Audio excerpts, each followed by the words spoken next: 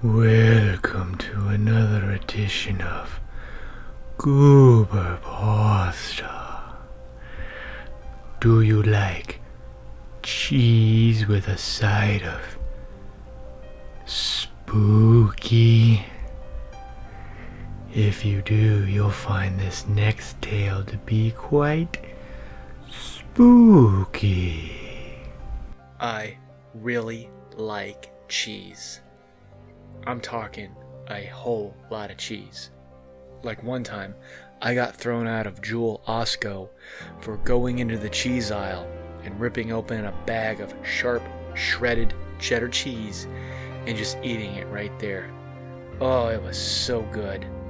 I was gonna pay for it, but a lot of people were really horrified by the fact that some guy would just come in there and just start eating cheese straight out of the bag. But that's another subject matter. What I really want to tell you all is what happened when I tried to accept some free cheese. I was perusing Craigslist one night, skimming through all the scams and all the things that weren't really true but were just a bunch of people overseas who spoke in really bad English trying to get me to send them money.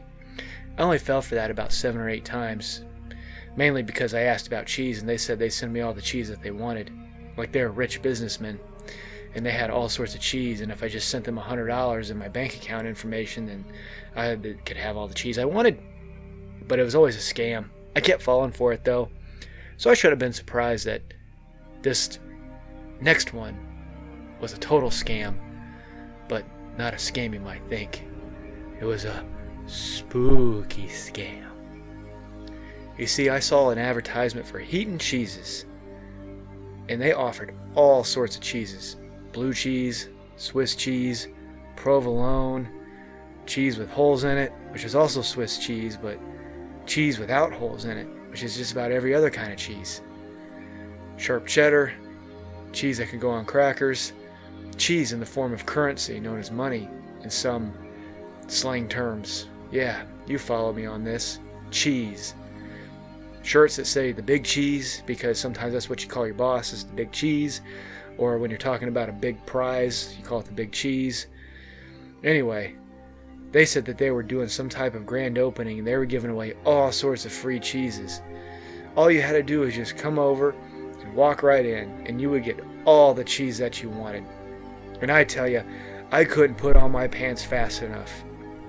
I grabbed my pants, my shoes, and I was out the door. I put on my shoes first like a dumbass and then tried to put my pants on over that. And that was really difficult, and I was stumbling down my steps and out my apartment door.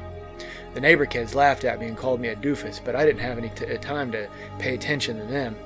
I had to get to this cheese, because there was nothing that was going to stand in the way of me and free cheese. I got an Uber, and he took me to this really run-down location. And he goes, "Hey man, you sure you want me to let you off here? This looks pretty sketch."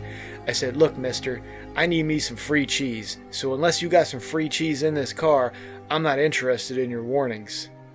"Whatever, Mac." I got out of the car. I gave the guy 15% instead of the normal 25% that I normally give, just because he didn't have any free cheese and asked me if I wanted to get out here, which no one questions my love of cheese.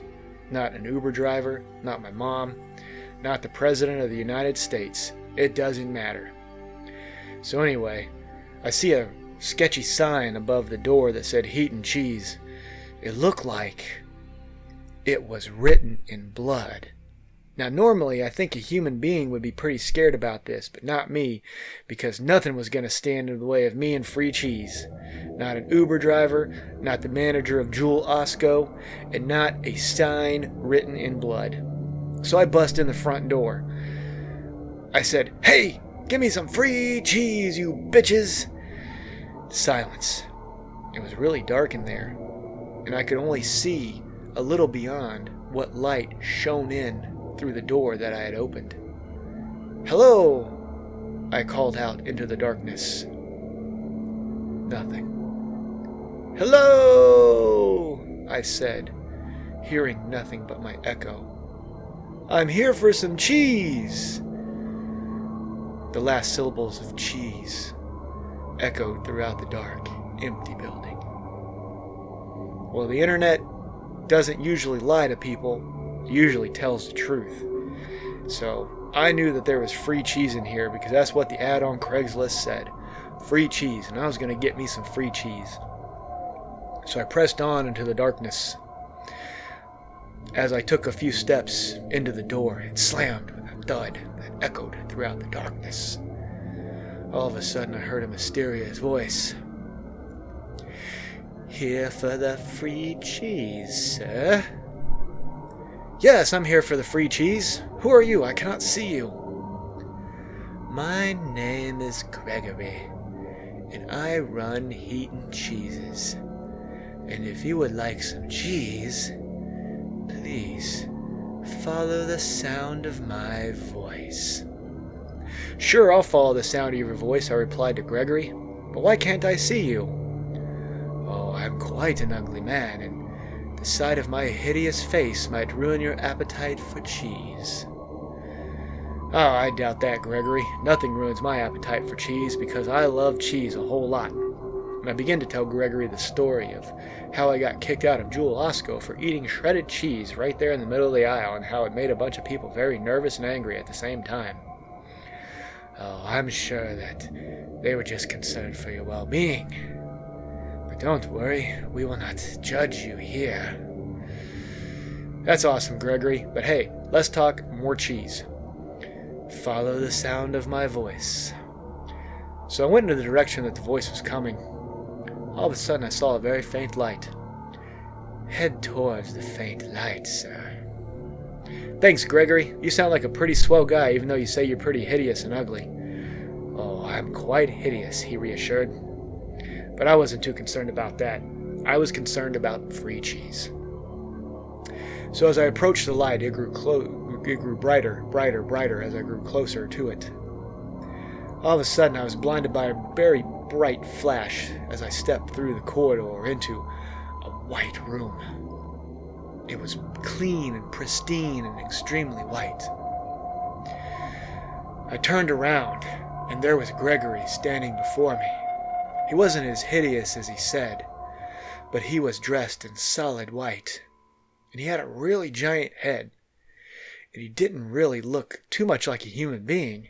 In fact, he looked more like an alien. I said, "Gregory, are you an alien?" "Why, yes, I am an alien, and this is a spaceship.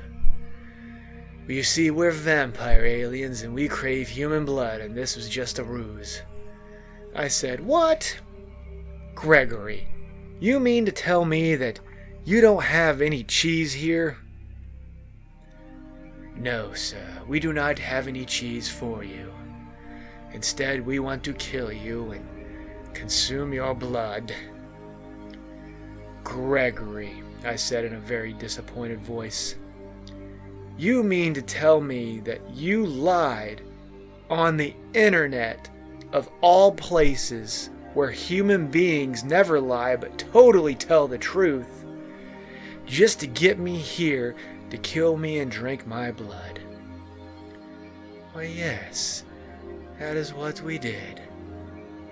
"Very ashamed of you, Gregory," I scolded him. "The internet is made for good people, people who always tell the truth and have very constructive things to say and don't call each other racial or homophobic slurs, but treat each other with dignity and respect, and they respect each other's opinions. They certainly don't lie about free cheese." Gregory's huge head and big, huge eyes shone a very ashamed look. He folded his gigantic head onto his very small hands that were extremely small to the proportions of his body, especially his huge head. "I'm so ashamed of myself. Here I was so wrong about the internet. I thought it was just a place where I could lie and trap human beings and scam them out of their precious blood that my species uses for survival, and also a topping on a fine alien pastry that you would not be able to taste with your pathetic human tongues."